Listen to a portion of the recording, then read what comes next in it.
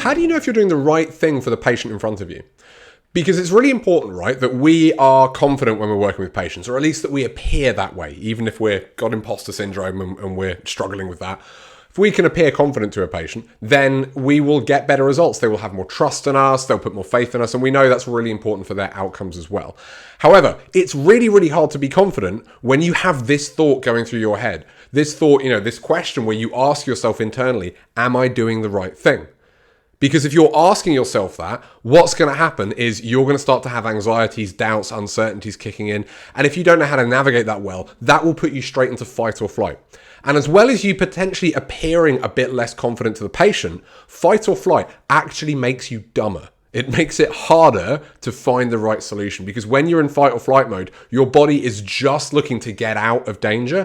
It's not looking to stop and think and reflect rationally. The rational parts of the brain actually get inhibited when we're stressed out. So if you're sat there thinking, I don't know if this is working, am I doing the right thing?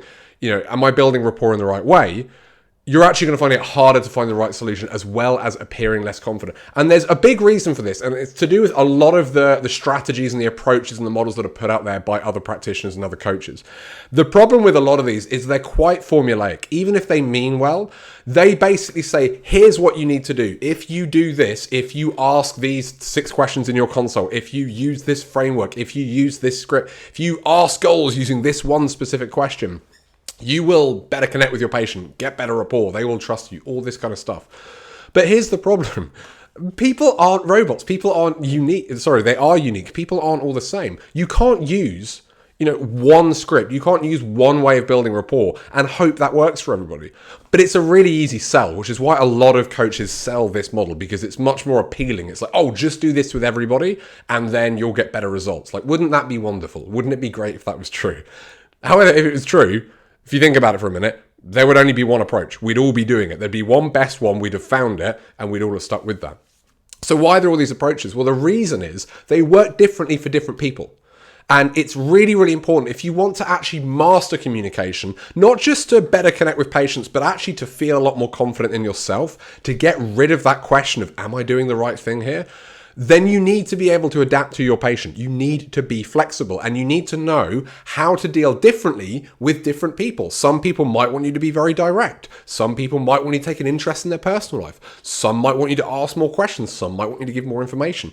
If you don't know how to do that in the moment there with the patient, then even if you're winging it okay because you're pretty extroverted and you're good at covering up the imposter syndrome like I was when I started, you are still going to have that question, am I doing the right thing here? And that is going to put you into fight or flight. That is going to make it harder to actually find the right options for that patient. And it's not a fun place to be. It's actually stressful. It leads to burnout and anxiety and all these other things that are not fun for you. That's why I've put together the social style model for practitioners. That's why this model is the one that I recommend all my members of the patient-centered tribe do. It's why I've taught this for years, because it teaches you how to adapt to different people. And the first step of that is being able to identify them. Is this somebody who wants me to be very direct and tell them what I think? Is this somebody who wants me to be a little bit more subtle and ask questions and listen a bit more?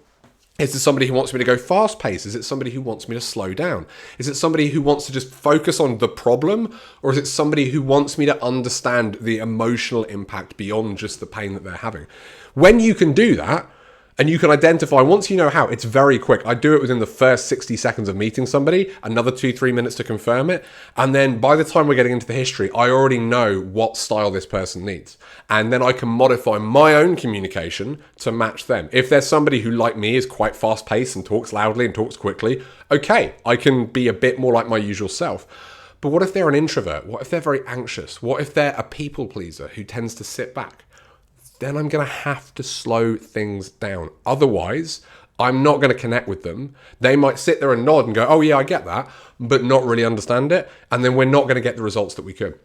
And if this is for you, if you want more help with this, this is why I've put this course out there. So it's available right now on the Learning Collective. If you get this by Wednesday the 8th, I'm throwing in a bonus Mastering Online Courses module as well. Because I know what it's like. We all can buy online courses and go, oh, this is great, and I'll start it. But how often do we finish it? Research says about 80% of the time we don't. So I put this course together actually for myself originally, all the strategies for me to learn how to get more out of online courses.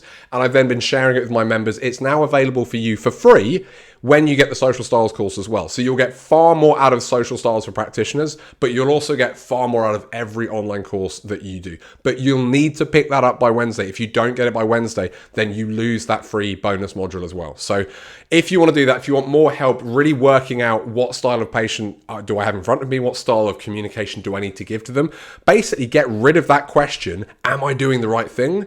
The social style model is the single best way of doing that I've found. And I have searched for over a decade. I've tried lots and lots of different things. So check that out. If that's for you, you can pick it up now on the Learning Collective. I'll put the link below. Any questions on that, just shoot me a message and I'll see you soon for another video.